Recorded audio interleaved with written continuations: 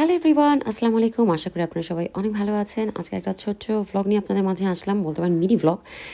বাচ্চাদের স্কুলে এখন সব জায়গাতেই কম বেশি সব স্কুলে হচ্ছে Christmas party, Christmas carol, drama, performance and all this things.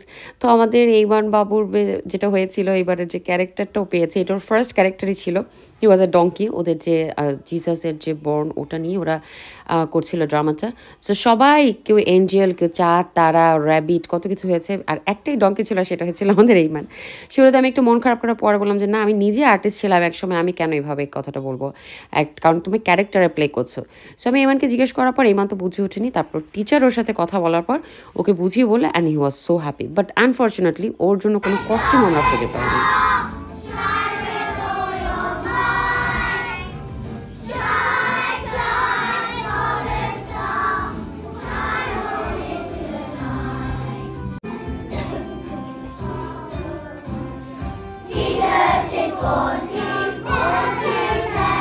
কি কিউট করে যে মুচকি মুচকি হাসতেছিল আমরা যাওয়ার পর দেখে। আজকে সেকেন্ডে ছিল, সো ওই একমাত্র ছিল যার কস্টিউম ছিল না, বাট দ্যাটস ওকে।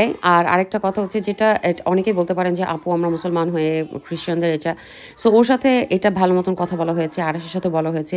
ওরা খুব ভালো করে জানে যে আমাদের কোনটা ধর্ম, আমাদের কোনটা পালন করা উচিত। But this is part of school, আমরা চাইলেও এটা অ্যাভয়েড করতে পারবো না।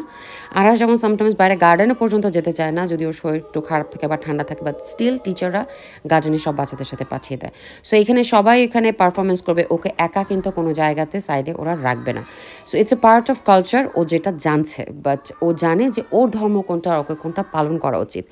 এই জ্ঞানটা আমরা খুব ভালো করে বাচ্চাদেরকে দিয়ে দিই। তো এটা ছিল সেকেন্ড যে আরাস তো শুরুতে ভয় পাচ্ছিল, মানে তার আগের দিন ইমানকে দেখে বলে no I cannot go on stage.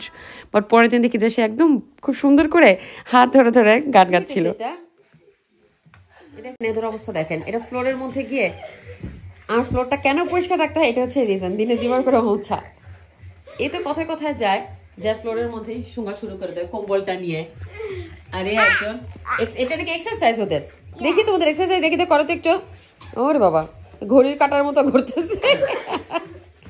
ঘড়ি কাটার মতো ঘুরতেছে কেন তুমি? এই ঠান্ডার মধ্যে সে শর্টস খুঁজে খুঁজে নিয়েছে, শর্টস পরে। হ্যাঁ মা,